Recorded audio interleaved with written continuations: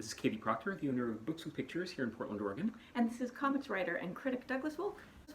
And there's comics that came out today that we are super excited about, starting with this one, Once and Future, #1 by Kieran Gillen, Dan Mora, and Tamara Bonvillain. So I feel like, we've had a whole lot of Excalibur mythology comics. Like, this is a pretty commonly treated theme. Why should we care about this one? This one's different. This one, it's, as usual with Kieran Gillen stuff, deeply immersed in the mythology around the thing it's dealing with, which is the Arthurian stuff, and then has a completely different take on it than you have ever seen before. So yeah, this comic is super interesting, super exciting. The action is fast, and the humor is absolutely crackling. And there's a real good chance that we're going to get to punch some white supremacists by issue 3, so I'm looking forward to that too. This is looking at British mythology, but also very, very closely at the current state of British politics. And it's gorgeous. So Dan Mora, you probably, if you've seen his work before, you saw it on his work on Klaus by Grant Morrison, where we saw him doing a sort of Daddy Santa situation. This is absolutely that gorgeous, and Tamara's colors on it are stunning. Pick it up because it's pretty, pick it up because it's funny, pick it up because there's going to be some really satisfying Nazi punching in an issue or two.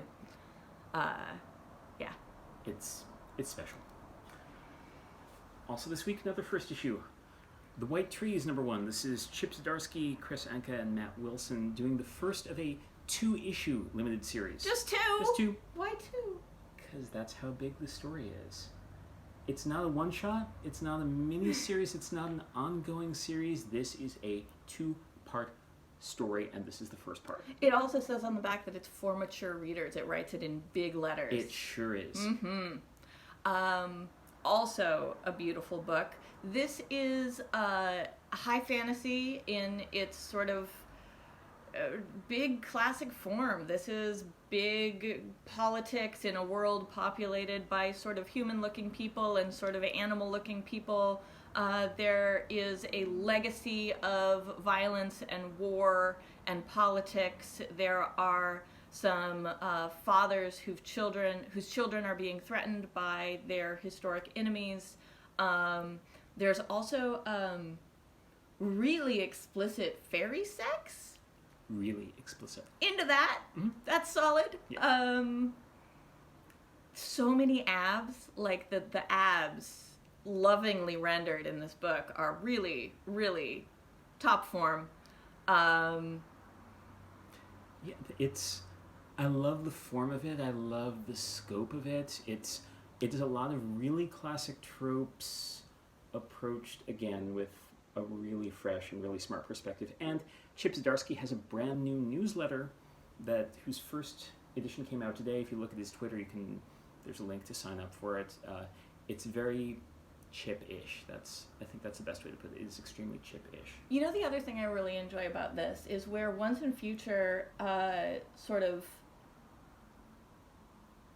is a political story in an action wrapper. It's very much an action comic. It's very fast. This is a comic where we're working in the legacy of war and violence, but it's actually very slow and thoughtful. Yeah. It is a sweet, slow relationships comic where war has happened and could happen again, but war is not happening right now, and I appreciate that about it.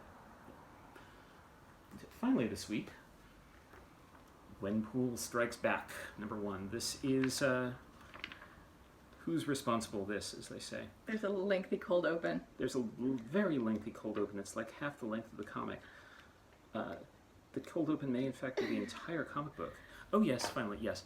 It's Leah Williams writing it, David Baldeon is the artist, Jesus Bertov is the color artist. It's quite a thing. If you're familiar with Gwenpool, you know that her whole thing is kind of breaking the fourth wall. There's really nothing left of the fourth wall after this issue is over. It's just gone. I actually note on the credits you left off Joe Caramaga, who's the letterer who, boy howdy, had to work overtime on this book. There are so many words, there are sound effects, there's